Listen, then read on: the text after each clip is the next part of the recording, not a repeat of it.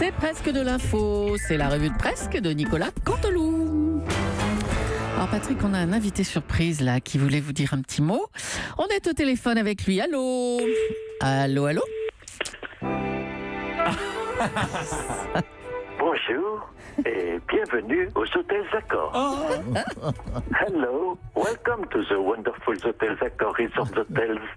Ja, das ist die Schmucklis-Hotel von Accor. Nicolas Sarkozy. Mais c'est gentil d'appeler Patrick alors que vous êtes occupé quand même par votre travail aux hôtels. Oh, écoutez, c'est bien normal, c'est la moindre des choses. Vous permettez, je finis mon speech Allez-y, avec allez-y. l'accord de Patrick. Oui, allez-y. Une année de travail se termine. Le dernier dossier de la saison est bouclé.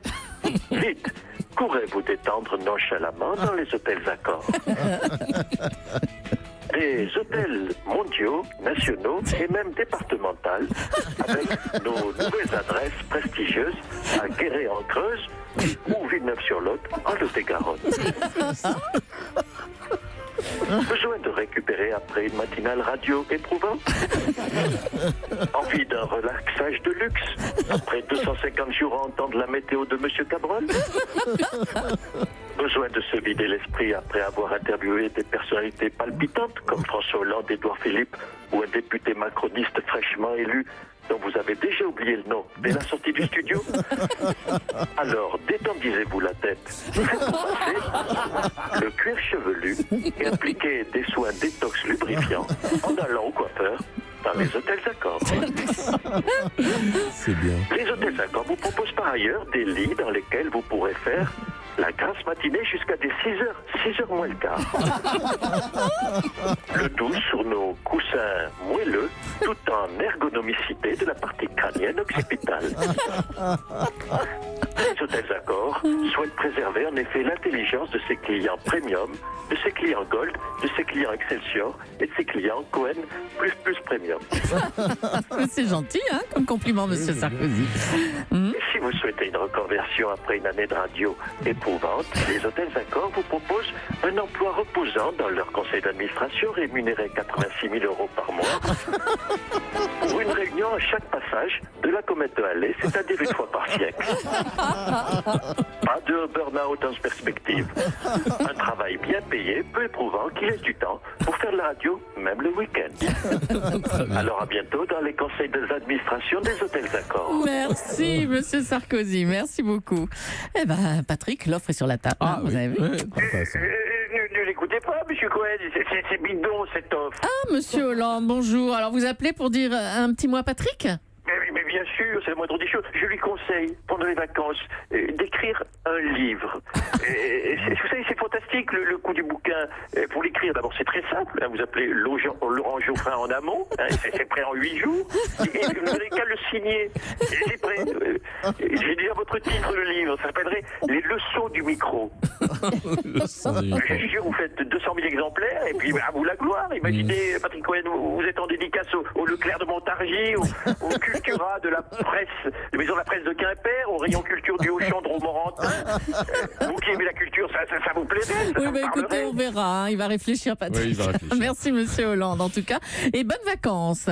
Et puis, pour votre dernière matinale, Patrick, François Cluzet a voulu vous passer lui aussi un petit coup de fil. On l'écoute. François Cluzet. Putain, Patrick, c'est ta dernière, je te jure, ça me fait quelque chose. On est tous super émus, t'as entendu, Raphaël, Marion, Daphné, Lolo Cameron, Romain, file à la technique. Il n'y a que Julie qui n'est pas élue, mais ça c'est normal, tu sais. Elle a trop l'habitude de les voir passer, les matinaliers. Tu sais, Julie, elle est comme ça, elle se blinde pour pas souffrir, tu comprends, Patrick? Un matinalier, c'est comme un petit hamster, ça vit entre 1 an et 3 ans. C'est normal que Julie ne veuille pas s'attacher, tu comprends? Écoute, Patrick, écoute, mon poteau, j'ai envie de te dire merci. Merci pour ta passion du journalisme. Merci pour tes interviews sans concession. J'ai même envie de te remercier pour tes vieux disques de jazz et d'Anne Sylvestre. Mais Décidément. ouais, mais sans toi, ils n'auraient jamais écouté, demande à C'est sûr, Cabrol. oui.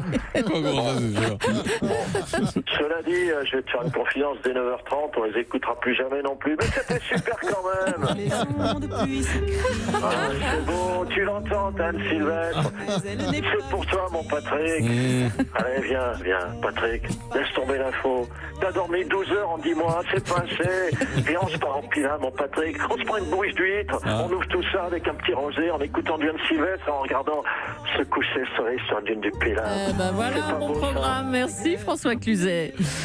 Tiens, le représentant des syndicats SNCF nous appelle maintenant d'un quai de gare pour nous dire un petit mot, pour vous dire à vous, Patrick, surtout. Oui, j'ai une annonce. Régis.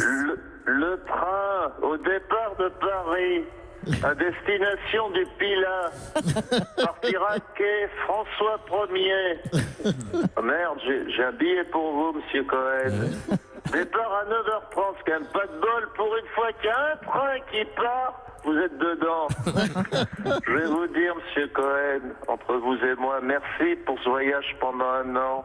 Parce qu'on s'en fout de la destination. L'important, c'est les gens avec qui on est dans le wagon. Ça, c'est important. Et c'était chouette de voyager avec vous, monsieur Cohen. Très chouette, on confirme ici. Merci, et bravo à Nicolas. Et bravo à Nicolas Canteloup.